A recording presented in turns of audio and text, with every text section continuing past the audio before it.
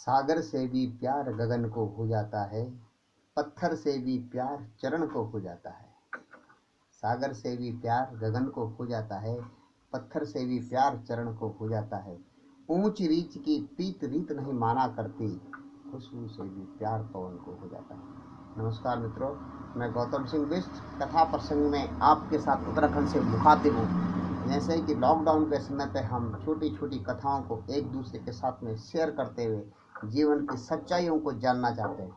मित्रों, एक समय की बात है कि गौतम बुद्ध किसी गांव में गए थे और गांव वासियों ने उनको अनुरोध करके प्रवचन के लिए मनाया कि तथागत स्वामी आप प्रवचन कीजिए ताकि हमारे सारे कष्टों का निवारण मिल सके आपकी बातों में।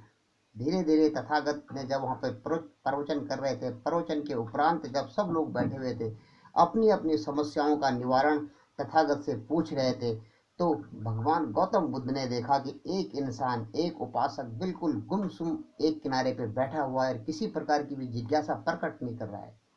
ये सारे से गौतम बुद्ध ने उसको अपने पास बुलाया और उसको बोला, आपके पास कोई जिज्ञासा नहीं, आप बिल्कुल खामोश बैठे हुए हैं, बड़े दुखी नजर आ रहे हैं, आप ऐसा क्यों है कि आप इतने दुखी हैं, आप अपनी समस्या बताइए। वह बोलता है, हाथ जोड़कर बोलता है, तथागत मुझे इस बात का दुख है कि मेरे जीवन में धीरे धीरे दुखों का प्रादुर्भाव हो रहा है और दुख इतने ज्यादा हो गए हैं कि मुझे इन दुखों से छूटने की कोई युक्ति ही नहीं मिल रही है। अब आप बताएं, अगर आपके पास कोई युक्ति हो। बुद्ध कहते हैं, मित्र आप दुखों की गहराई जड़ में जाइए।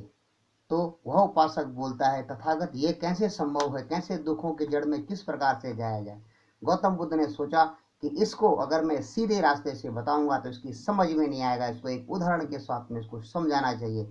गौतम बुद्ध ने उसको कहा, आप मेरे पास आइए, और उनसे बोला कि भाई ऐसा करो, आप जंगल में जाओ, अभी चौमासे का समय है, छोटे छोटे पौधे, अंकुरित पौधे जहाँ जिन पर अंकुर निकल रहा हो अभी, और जिनमें 2 3 4 पत्तियां हो, इससे ज्यादा बड़ा पौधा नहीं लाना, 3 4 पत्तियों के अलग अलग पौधे लाओ, और ये ध्यान रखना कि सभी अलग अलग होने चाहिए। उसके समझ में नहीं आया कि बुद्ध मुझे क्या समझाना चाहते हैं। पेड़ों पर, छोटे छोटे पेड़ों के माध्यम से जो कि अभी अंकुरित हो रहे हैं, वो एक जाकर के और एक साथ ही लेकर के 8 10 छोटे छोटे अंकुरित पौधे ले आया। बुद्ध ने उनमें से एक को पकड़ा और उसकी पत्ती को थोड़ा सा तोड़ करके उसके हाथ में दिया। बोला, भद्रे इसको बताओ कि यह किसका पेड़ है। उसने उस पत्ती को देखा और समझ नहीं पाया। उसने बोला, भगवान यह तो 2 पत्तियां इसमें आई हैं और ये भी बहुत अविकसित पेड़ है, यह पेड़ अभी अविकसित है, इसको अभी ठीक तरह से कैसे पहचाना जा सकता है। 2 पत्तियों से तो किसी पेड़ का पता ही नहीं लगेगा कि कौन सा पेड़ होगा, बड़ा होकर के इसकी पत्तियां कैसी होगी, इसके अभी गुण धर्म नहीं दिखाई दे रहे हैं।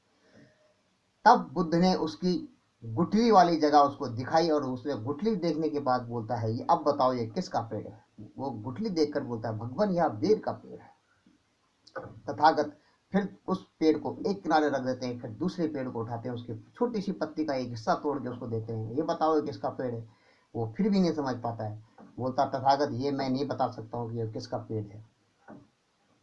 बुद्ध जब उसको फिर उसका गुठली वाला हिस्सा दिखाते हैं, अब देखो ये किसका पेड़ है, वो बोलता है जामुन का पेड़ है।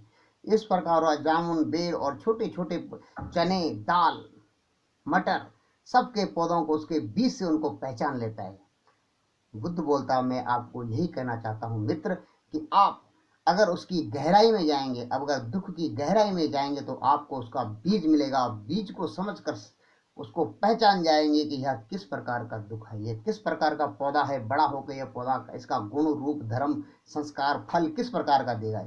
अगर आप अपनी मुसीबतों के, अपनी कठिनाइयों के, अपनी समस्याओं की जड़ में जाओगे तो आप जड़ से आपको पता लग जाएगा कि यह कहाँ से उत्पन्न हो रहा है, और उसका आप सही तरीके से समाधान ढूंढ पाओगे। आपको कोई ना कोई ऐसा मित्र, कोई ना ऐसा गुरु, कोई ना कोई ऐसा शास्त्र, कोई ना कोई ऐसा प्रत्यक्ष, या कोई ना कोई ईश्वर के रूप में कोई ना कोई आपकी मदद करने के लिए जरूर आ जाएगा, जो कि उसका निदान आपको बता सकता है।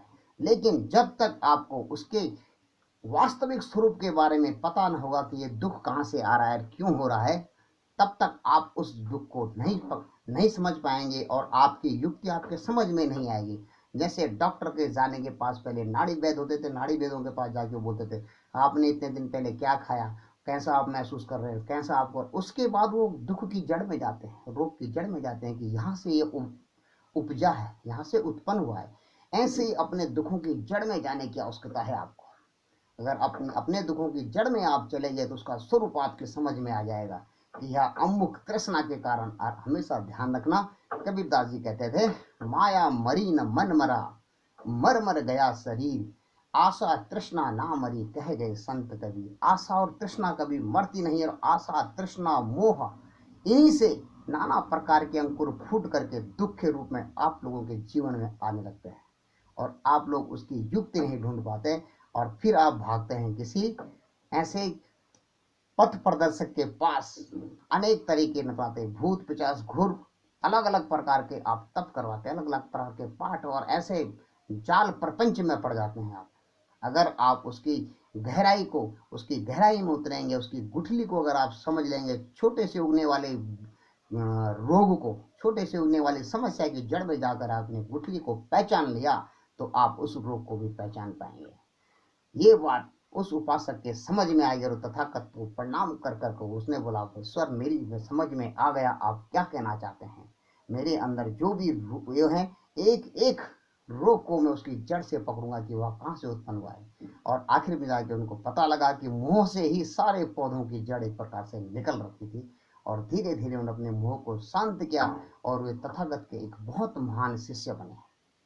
मित्रों, मेरा कहने का मतलब है, आप भी अपने छोटे छोटे दुखों का पत्ती से पता न लगा पाए, क्योंकि पत्ती अभी विकसित नहीं हुई है, रोग इतना विकसित नहीं हुआ है, अभी आपके मन को अधीर कर रहा है, आगे चल के उसके बहुत गंभीर परिणाम होंगे। अगर आप उसको जड़ से पकड़ लेते हैं तो आपकी आधी समस्या समाप्त हो जाती है। नमस्कार मित्रों, आज के लिए कथा प्रसंग में इतना ही। आगे वीडियो में आपसे मुलाकात होगी। बहुत बहुत धन्यवाद। नमस्कार।